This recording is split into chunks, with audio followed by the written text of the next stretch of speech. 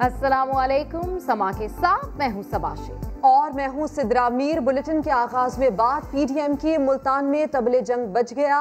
PDM सरबराह ने कारकुनों को डंडे के मुकाबले में डंडा उठाने की हिदायत कर दी। कहा, पुलिस या कोई भी कुव्वत रोकने की कोशिश करे तो तमाम रुकावटें तोड़कर जलसे में पहुंचे। कल की कार्रवाई होकर रहेगी। यूसुफ रजा गिलानी बोले, हुकूमत ने जलसे से पहले जलसा कामयाब बना दिया। राना सनाउल्लाह ने कहा, अब हम इमरान खान को नहीं छोड़ेंगे।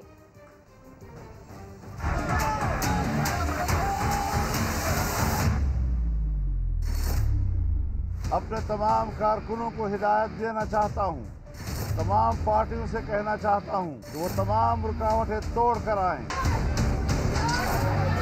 जहाँ जहाँ पर पुलिस या कोई भी कुव्वत रास्ते में आती है, उनकी कुव्वत को तोड़ें, उनके घेरे को तोड़ें, उससे आगे बढ़ें। और अगर वो डंडा इस्तेमाल करते हैं तो आपको भी डंडा इस्तेमाल करने की इजाज़त है। भरपूर मुज़ाहमत के साथ कल की कार्रवाई इंशाअल्लाह होकर रहेगी। अगर जलसे का रुख नहीं कर सकेंगे तो याद रखें, जेलों का रुख करेंगे, बहादुरी के साथ करेंगे, तुम्हारे जेलें भर देंगे।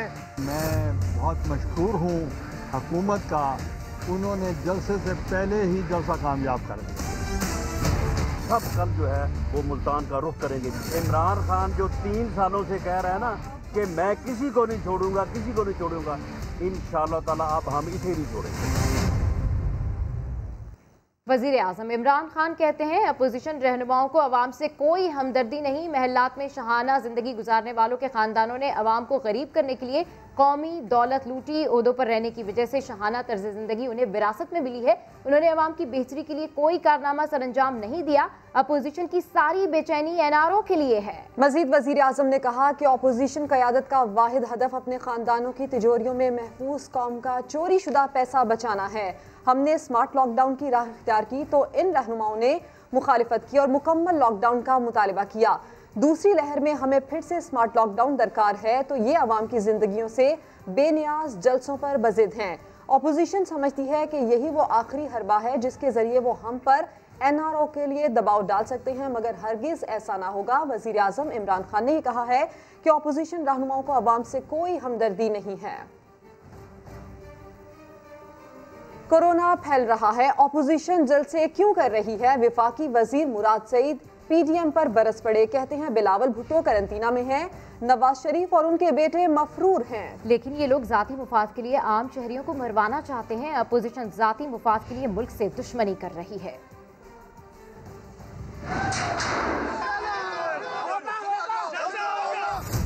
जहाँ पे पीपल्स पार्टी की सिंध में और नून लीग की आजाद कश्मीर में हुकूमत है, तो वहाँ पे तो लॉकडाउन, लेकिन बाकी मुल्क में है कोरोना फैलाओ मुहिम। तहरीर एनआरओ की नाकामी, गिलगित बल्तिस्तान इलेक्शन में हार और पेशावर जलसे की नाकामी का आप पाकिस्तानी कौम से बदला लेना चाहते हैं। स्टार्ट में कहते थे कि पूरा बंद कर दो, भूख से कोई नहीं मरता। हालांकि थर में अगर शर्म होती तो थर में हर साल 450 बच्चे भूख की वजह से मौत का शिकार होते हैं। मैं ये फर्जंदी जरदारी से कहता हूँ कि खुद तो क्वारंटीन हो गए, लोगों को कह रहे हूँ कि आप बाहर निकलो, आप अपनी सियासत जारी रखें। आपको अवाम ने और इस कौम ने रिजेक्ट किया है। आपकी प्राइम मिनिस्टर इमरान खान के सामने कोई हैसियत नहीं। आप खुद मफरूर लंदन में और लोगों को कह रहे हैं कि आपको बचाने के लिए वो सड़कों पे निकल आए। आप अवाम की जानों के ऊपर सियासत करते हैं। आपकी ख्वाहिश होती है कि लोग मरे। मुल्तान में जलसा होगा या नहीं, अपोजिशन और जिले इंतजामिया आमने सामने। जलसा गाह के इर्द गिर्द पुलिस की नफरी बढ़ा दी गई। कोरोना एसओपीज की खिलाफ वर्जी पर अली कासिम गिलानी को 30 रोज के लिए नजर बंद कर दिया गया। पूर्ण मुज़ाहमत के साथ कल की कार्रवाई इंशाअल्लाह होकर रहेगी। फजलुर रहमान के बयान के बाद हुक्काम भी मुतहर्रिक। 30 नवंबर का जलसा नहीं होगा, मुल्तान इंतजामिया ने भी ऐलान कर दिया। पीडीएम कारकुनों को जलसागाह पहुंचने से रोकने के लिए कासिम बाग स्टेडियम के दाखिली और खारजी रास्तों पर पुलिस के ताज़ा दम दस्ते तैनात कर दिए गए। आंसू गैस के शेल और रबड़ की गोलियों का स्टॉक भी पहुंचा दिया गया। हंगामी सूरत हाल से निपटने के लिए ग्राउंड और इसके अतराफ 3 हेलीपैड बनाए गए हैं। जिले इंतजामिया ने जलसागाह से पीडीएम के परचम उतारकर स्टेडियम के दरवाजों को दोबारा नए ताले लगा दिए। इससे पहले गुज़िश्ता रात पीडीएम कारकुनों ने जलसागाह और रास्तों पर शदीद हुल्लड़बाजी की। कोरोना एसओपीज़ की खिलाफ वर्जी करने पर पीपल्स पार्टी के रहनुमा अली कासिम गेलानी को 30 रोज के लिए नजरबंद कर दिया गया। कूफे की सियासत से मदीने की रियासत नहीं बन सकती। बिलावल भुट्टो जरदारी ने भी हर सूरत जलसा करने का ऐलान कर दिया। कहा, आसिफा भुट्टो जरदारी मेरी नुमाइंदगी के लिए मुल्तान पहुंच रही हैं। हम 30 नवंबर को पीटीएम की मेज़बानी करेंगे। बिलावल भुट्टो के मुताबिक पीटीआई हुकूमत मुल्तान में पीपी के यौम तासीस से बौखला उठी है।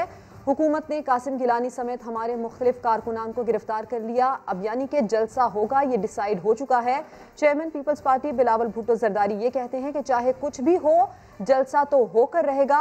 हुकूमत ने कासिम गिलानी समेत मुख्तलिफ कारकुनान को गिरफ्तार कर लिया है। हम 30 नवंबर को पीडीएम की मेज़बानी करेंगे। आसिफा भुट्टो मेरी नुमाइंदगी के लिए मुल्तान पहुंच रही हैं। 22 नवंबर को जिले इंतजामिया की इजाज़त के बगैर जलसा क्यों किया?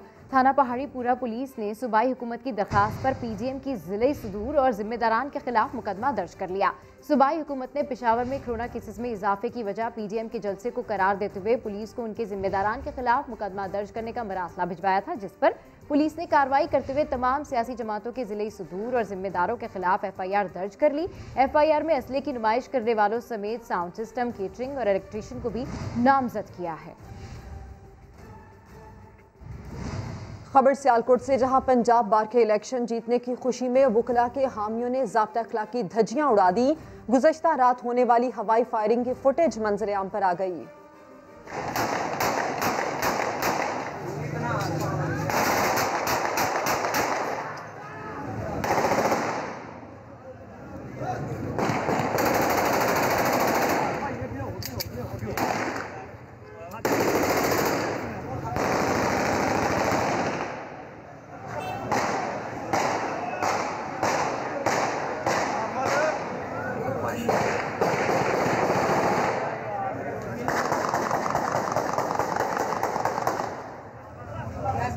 कराची के इलाके गुलिस्तान जौहर ब्लॉक 19 के मकीन पानी की बंदिश के खिलाफ एहतजाज कर रहे हैं। इस हवाले से मजीद तफसीलात जानते हैं अली हफीज से। जी अली हफीज, क्या कहना है यहाँ के मकीनों का? जी बिल्कुल, गुलिस्तान जौहर मोड़ पर जो है गुलिस्तान जौहर ब्लॉक 19 के मकीन बड़ी तादाद में निकल आए। इनका एक कहना है कि कई रोज हो चुके हैं, पानी की बूंद बूंद को तरस रहे हैं। इस इलाके में पानी की फराहमी नहीं की जा रही। वाटर बोर्ड के मुतालिका हुकाम कई बार दरखास्त दे चुके हैं कि मसला हल किया जाए। आज जो है सुबह से ही जो है लोग परेशान से सड़कों पर निकल आए। इस वक्त भी जो है मुजाहरा किया जा रहा है। जो मुजाहरीन है उन्होंने हाथों प्ले कार्ड उठा रखे हुए, इसमें जो है वाटर बोर्ड के अफसरान के खिलाफ नारे दर्ज है। इनका कहना है कि वाटर बोर्ड के आला हुकाम से कई बार दरखास्त की है, लेकिन इस इलाके में जो है पानी की फराहमी वो नहीं हो रही। यही वजह की काफी मुश्किलात हो रही है। भारी मावजे पर जो है वो टैंकर खरीद की दरबार है। इनका कहना है तमाम जो बजट होता है महीने का वो भी डिस्टर्ब हुआ है, क्योंकि पानी खरीद कर जो है वो करना पड़ रहा है। एहतजाज किया जा रहा है। अली हफीज अपडेट करें, आपका शुक्रिया। और सिर्फ यही नहीं, कराची के मुख्तलिफ इलाकों में गैस की किल्लत ने घरेलू सार्फिन को सबसे ज्यादा मुतासिर किया है। दिन भर गैस ना होने से खवातीन को क्या परेशानी होती है, ये बताएंगे खुर्शीद आलम इस रिपोर्ट में। अरे नाश्ते के लिए भूखे रो रहे हैं कि हमें नाश्ता चाहिए, नाश्ता चाहिए। मेरी सास सुबह की उठी हुई है, ये तो बूढ़ी बाड़ी है ना, इनको तो सुबह चाय वाय देनी है या नहीं देनी। ये है न्यू कराची 5D की रिहायशी नगमा खातून, जो लकड़ी के चूल्हे पर पतीली रखकर जाने कब से इंतजार में बैठी हैं कि चाय बने तो घर वाले नाश्ता कर सकें। इंतजार करते हैं गैस का, कब तक बाहर से मंगा के खाएंगे। इतना तो महंगा बाहर का पड़ने, एक दिन मंगा लेगा इंसान, 2 दिन मंगा लेगा। 4 फैमिली हम रह रहे हैं, हम कितना मंगाएंगे बाहर से। सर्दी ने एंट्री दी तो शहर के मुख्तलिफ इलाकों में गैस की सप्लाई शदीद मुतासिर हो गई। न्यू कराची के मकीन तो लकड़ी के चूल्हे ले आए। कहते हैं SSGC हुकाम को शिकायत के बावजूद गैस दिन में आती है, न ही रात में कुछ पता है। 1 महीने से कुछ ज्यादा हो रहा है कि सुबह 8 बजे चली जाती है और तकरीबन शाम को 5-6 बजे तक ये गैस आती है। एक अरसा हो गया है जो गैस की कमी है, प्रेशर बिल्कुल नहीं होता। सुबह से लेकर रात तक बैठे रहते हैं, या तो होटलों से खरीद के लेकर आते हैं। सुरजानी यूसुफ गोड में भी खवातीन गैस सिलेंडर उठाए नजर आती हैं, मगर गैस प्रेशर कब मामूल पर आएगा किसी को मालूम नहीं। कैमरामैन मोहम्मद रिजवान के साथ खुर्शीद आलम, समा, कराची। कराची वालों ने सुइसतन गैस इंतजामिया पर इल्ज़ाम लगाया है कि गैस प्रेशर में कमी और लोड शेडिंग की शिकायत करते हैं तो हुकाम कहते हैं कि मीटर निकाल के फेंक दो। आखिर कब तक लकड़ियां जलाकर खाना पकाएंगे?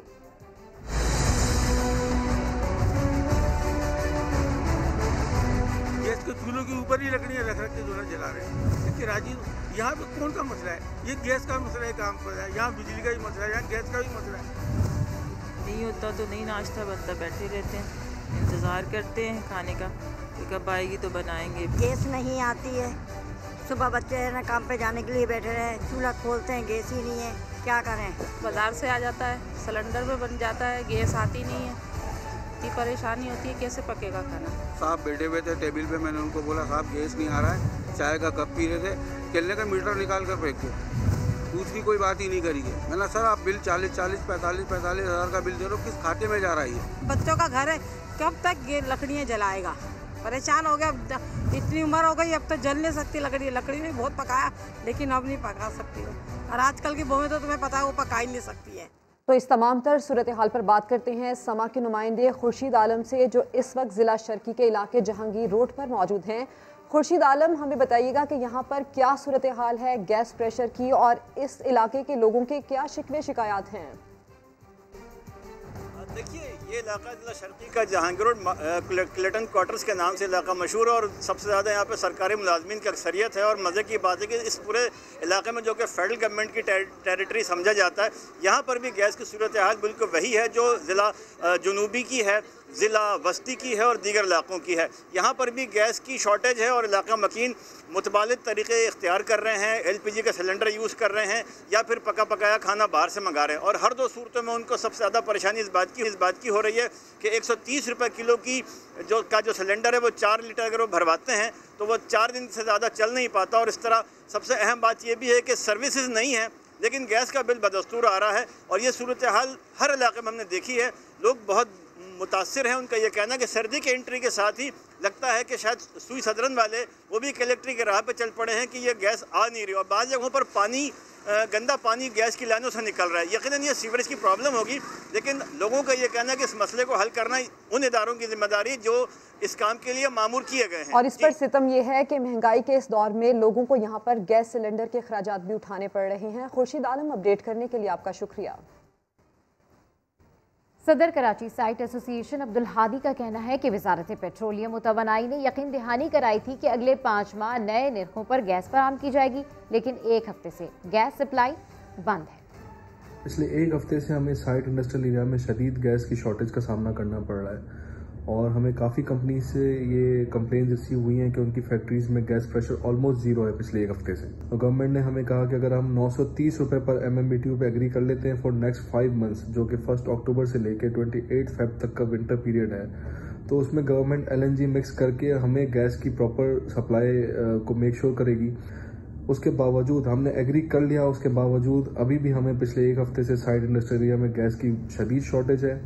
और वजीर बराए तवानाई सिंध इम्तियाज शेख ने गैस बहरान का जिम्मेदार वफाकी हुकूमत को ठहरा दिया। कहा तमाम मुआवने खुसूसी और मुशीरान को बयानबाजी पर लगाया हुआ है, जिसकी वजह से शोबा तबाही का शिकार है। इम्तियाज शेख कहते हैं कि सिंध सबसे ज्यादा गैस पैदा करने वाला सूबा है, लेकिन वफाक सिंध को इसकी जरूरत के मुताबिक गैस नहीं दे रहा। तहरीक इंसाफ हुकूमत की नाअहली और नाकाम पॉलिसीज की वजह से गैस बहरान पैदा हुआ। वफाक आर्टिकल 158 पर अमल दरामद नहीं कर रहा, जिसकी वजह से सिंध में गैस की कमी का सामना है। दुरुस्त खबर कहां से मिलेगी? सरकारी इदारों के तर्जुमान और सोशल मीडिया ग्रुप्स कितने मोतबर हैं, कितने मुस्तनद हैं? कराची में दर्जा हरारत 10 डिग्री तक गिरा तो ये सवालात उभर कर सामने आए। नवंबर में सर्दी का 10 साला रिकॉर्ड टूटने की खबर की तस्दीक के दौरान क्या कुछ हुआ, ये आपको इस रिपोर्ट में दिखाते हैं।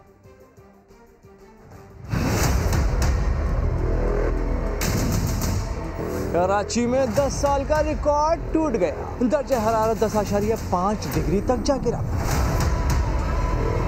ये खबर व्हाट्सएप ग्रुप PMD कराची ने दी कि जो गुज़िश्ता शदीद बारिशों की खबरें भी देता रहा है। यू मीडिया ने रिकॉर्ड दर्जा हरारत की खबर पर भरोसा किया, इदारे की वेबसाइट से क्रॉस चेक भी किया, मगर हुआ कुछ यूँ कि महकमा मौसमियात इस्लामाबाद के दफ्तर से कुछ और ही खबर सामने आई। कहा गया कि व्हाट्सएप ग्रुप PMD से हमारा ताल्लुक ही नहीं। देखें, इस टाइम कराची के सोशल मीडिया में कुछ ऐसे ग्रुप हैं जो कि डिस इन्फॉर्मेशन फैला रहे हैं और ये कह रहे हैं कि कराची में जो पिछले 10 साल का रिकॉर्ड है मिनिमम टेम्परेचर का वो टूटा है। ऐसी कोई सिचुएशन नहीं है। पीएमडी उस ग्रुप को ऑन नहीं करता और पीएमडी की जो भी इंफॉर्मेशन है वो स्पोक्स पर्सन की तरफ से मीडिया को आती है। तर्जुमान महकमा मौसमियात इस्लामाबाद ने बताया कि आखिरी कम तरीन दर्जा हरारत 2017 में रिकॉर्ड हुआ था। मैं बीइंग अ स्पोक्स पर्सन ये इंफॉर्मेशन दे रहा हूँ कि हमारे पास कराची का मिनिमम टेम्परेचर जो है वो पिछले 10 सालों में इससे 2017 में 11 डिग्री सेल्सियस रहा और इस टाइम जो एवरेज चल रहा है वो 15-16 चल रहा है। तो इस वजह से कोई ऐसी इंफॉर्मेशन पीएमडी की तरफ से नहीं गई। दर्जा हरारत कितना गिरा और रिकॉर्ड क्या रहा, सोशल मीडिया इंफॉर्मेशन ग्रुप ने क्या खबर दी और इस्लामाबाद दफ्तर से क्या खबर मिली, इस सारे अमल से जो सही खबर सामने आई वो ये है कि खबर की सनद पर सवाल उठ गए। और बारिश कहाँ होगी, कितनी होगी, दर्जा हरारत कितना बढ़ेगा, कितना गिरेगा, पाकिस्तान में महकमा मौसमियात ये मालूमात कहाँ से लेता है और जो भी इस बारे में जानेगा वो हैरान रह जाएगा। आप भी देखिए आबिद अली की इस रिपोर्ट में। हवा का दबाव कहां पर क्या है, धूप का राज कहां होगा, किस जगह बर्फबारी होगी, घटाएं कहां बरसेंगी, ये अहम मालूमात देता है महकमा मौसमियात। लेकिन वतन अजीज में इस अहम अदारे के भी क्या ही कहने। बारिश कहां और कितनी बरसी, पैमाइश के आलात हैं यहाँ, लोहे का टब, बाल्टी और पुरानी प्लास्टिक ट्यूब।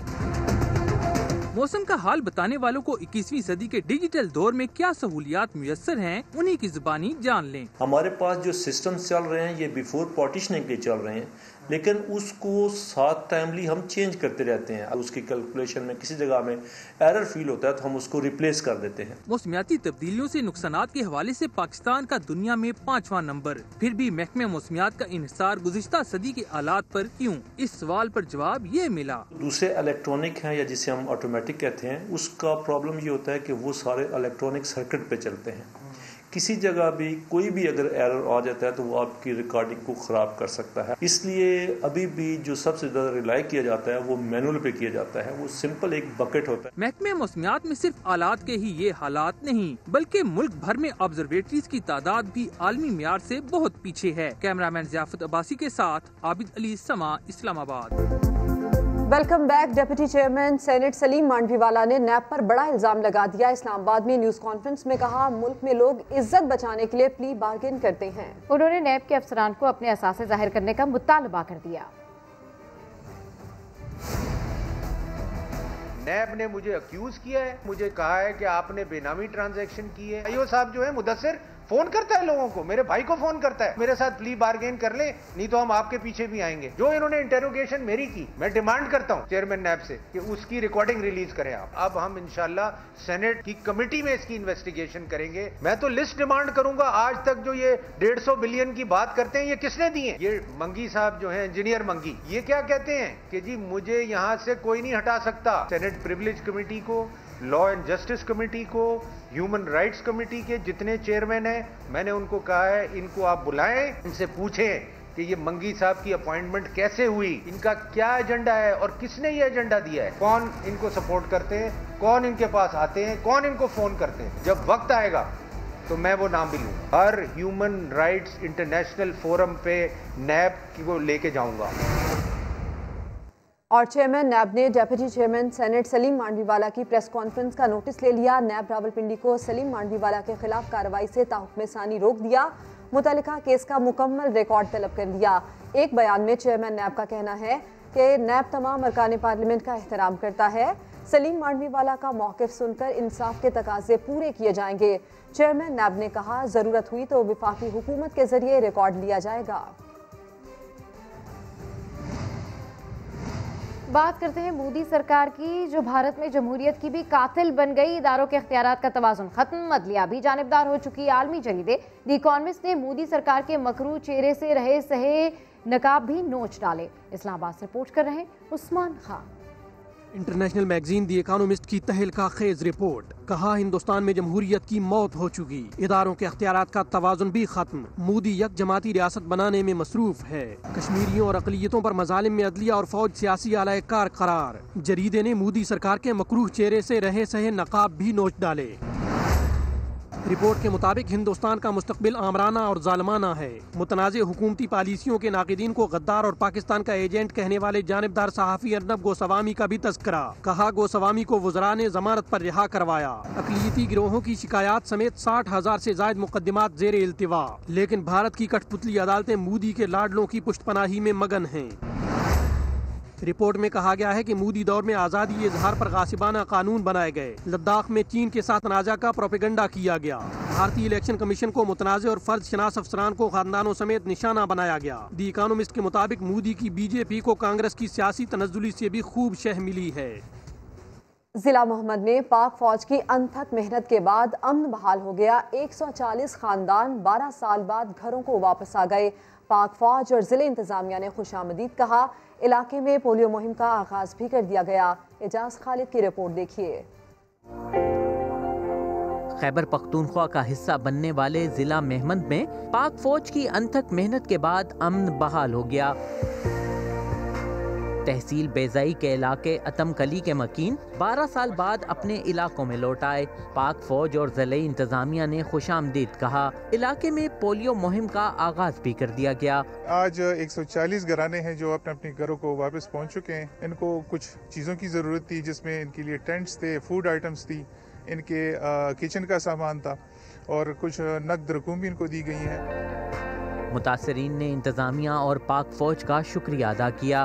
पाक आर्मी, एफसी और एडमिनिस्ट्रेशन ने जो इक़दाम उठाया इनके लिए पूरे कौम उनके लिए मशकूर है, उनकी मशकूर है। बहाली का काम शुरू है। मैं आर्मी और एफसी और सिविल मिनिस्टर का शुक्रिया अदा करता हूँ और उम्मीद रखता हूँ कि इस इलाके में बदकारी भी शुरू हुई हो। 2008 में पाक फौज ने मेहमंद समेत दीगर इलाकों में क़याम अमन के लिए ऑपरेशन का आगाज किया था। इजाज खालिद, समा, मेहमंद। जा कावन जा, जीले अपनी जिंदगी। कावन की कंबोडिया रवानगी। सेनेटर फैसल जावेद ने अलविदाई लम्हात में हाथी से माफी मांग ली। मुआविन खुसूसी अमीन असलम ने बताया कि भारत तो पाकिस्तान के जानवरों से भी दुश्मनी पर उतर आया है। इस्लामाबाद से मजीद बता रहे हैं आबिद अली अपनी इस रिपोर्ट में। 1980 की दहाई में पाकिस्तान आने वाले कावन को अलविदा कहने का वक्त आ गया। इस्लामाबाद में 4 घंटे तवील ऑपरेशन के बाद ट्रैवलिंग कंटेनर में कामयाब मुंतकिली। कावन को रूसी चार्टर्ड तैयारे के जरिए भारत की फजाई हदूद से गुजरकर कंबोडिया पहुंचाया जाना है। कंबोडिया के अंदर इसकी पूरी रिसेप्शन कमेटी वहाँ पर जो है वो तैयार है। वो और हाथी है वहाँ पे, सेंचुरी है वो, तो उसको बाकी हाथी नजर भी आएंगे। आखिरी वक्त में मोदी सरकार कावन दुश्मनी से भी बाज न आई। कावन को हम कंबोडिया भेज रहे हैं और ये इंडिया के ऊपर से फ्लाईओवर करना था कि इंडिया ने उसमें डिले कर दिया और वो चूचना कर रहे हैं। उनको मेरी गुजारिश यही है कि इनका वाहन अच्छे सफर पे जा रहा है, इसको जाने दें। सेनेटर फैसल जावेद ने जाते हुए कावन से माफी भी मांगी। 37 साल से ये यहाँ पे है, हम इससे माजरत भी चाहते हैं। हमने इसका ख्याल नहीं रखा है, सही तरह से ख्याल नहीं रखा है। कावन हाथी आखिरकार चिड़ियाघर से जा रहा है। ये शायद दुनिया का वाहिद हाथी है जिसकी रिहाई का बायस उसकी हथनी की जुदाई बनेगी। दिल पाकिस्तानी तो बीमार दिलों में डलने वाले स्टैंड्स भी गैर मुल्की नहीं होंगे। मकामी तौर पर तैयार हार्ट स्टैंड्स की आइंदा माह कमर्शियल लॉन्चिंग हो जाएगी। इस्लामाबाद से जहीर अली खान की रिपोर्ट। जब दिल हो पाकिस्तानी तो फिर सारे बला गैर मुल्की क्यों? हार्ट स्टैंड्स भी होंगे अब मेड इन पाकिस्तान। म्यार बैनुल अक़वामी, खर्चा बिल्कुल मकामी।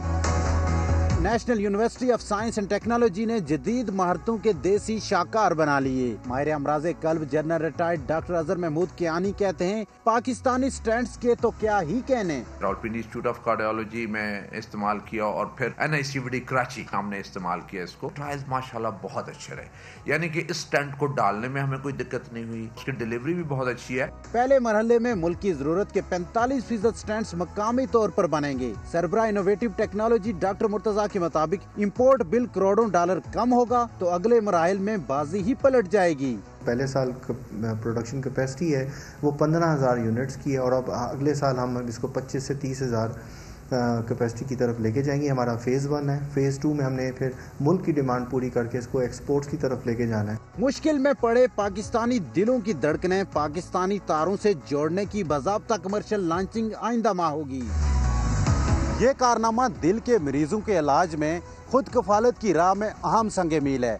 कैमरामैन नदीम शेख के साथ ज़हीर अली खान, समा, इस्लामाबाद। एक और गौरतलब मसला आपके साथ शेयर करते हैं। कराची में पाकिस्तान मेडिकल कमीशन के तहत दाखिलों के लिए इम्तहानात वालिदैन और बच्चों के लिए बड़ा इम्तहान बन गए, और वो कैसे, इस हवाले से रिपोर्ट कर रहे हैं मुदस्सिर नज़ीर। डॉक्टर बनना भी आसान नहीं। कराची में मेडिकल के तलबा व तालिबात को सिर्फ दाखिला टेस्ट देने के लिए कई पापड़ बेलना पड़े। ऊपर से बद इंतजामी के बाइस कोरोना से बचाव की SOPs धरी की धरी रह गयीं। वालिदैन बच्चों को इम्तिहान के लिए निजी यूनिवर्सिटी लेकर पहुँचे, मगर मेडिकल में दाखिले के इम्तिहान से पहले ही कई इम्तिहानात से गुजरना पड़ा। कोई किसी किस्म के SOP और कोरोना पीरियड का ख्याल नहीं किया जा रहा। रोड पे पड़े हुए हैं, कम से कम अंदर बैठने की जगह तो दे लेडीज को। कल रात तक कंफर्म ही नहीं था कि मेरी बेटी का सेंटर कौन सा है। एक यूनिवर्सिटी के सामने खड़ा हुआ है, उसको थोड़ी देर बाद पता लग रहा है कि मैंने तो कॉलेज में जाना है, कॉलेज किधर है उसको नहीं पता। यहाँ लोगों को आइडिया नहीं था, लोग दूर दूर से आए थे यहाँ पे टेस्ट देने। टेस्ट खत्म हुआ तो इम्तिहान गाह में क्या क्या हुआ, तलबा ने सब बता दिया। जब हम लोग इंटर हुए तो वहाँ पे पूरा क्राउड हुआ इतने सारा, कोई सर यानी कि सर ना सही से गाइड नहीं कर रहे। कराची भर में पाकिस्तान मेडिकल कमीशन के तहत मेडिकल दाखिलों के लिए 15 सेंटर्स कायम किए गए, जबकि 9,552 तलबा व तालिबात ने इम्तिहानात में शिरकत की। कैमरामैन कामरानुद्दीन के साथ मुदस्सिर नज़ीर, समा, कराची। और अब अच्छी खबर यह है कि लाहौर समेत पंजाब भर में 2 हफ्ते के दौरान चीनी की कीमत में 15 से 20 रुपए फी किलो कमी हो गई है। मकामी चीनी की कीमत 90 रुपए और दरामदी चीनी 83 रुपए फी किलो बिक रही है। इस हवाले से रिपोर्ट कर रहे हैं मोहम्मद लुकमान।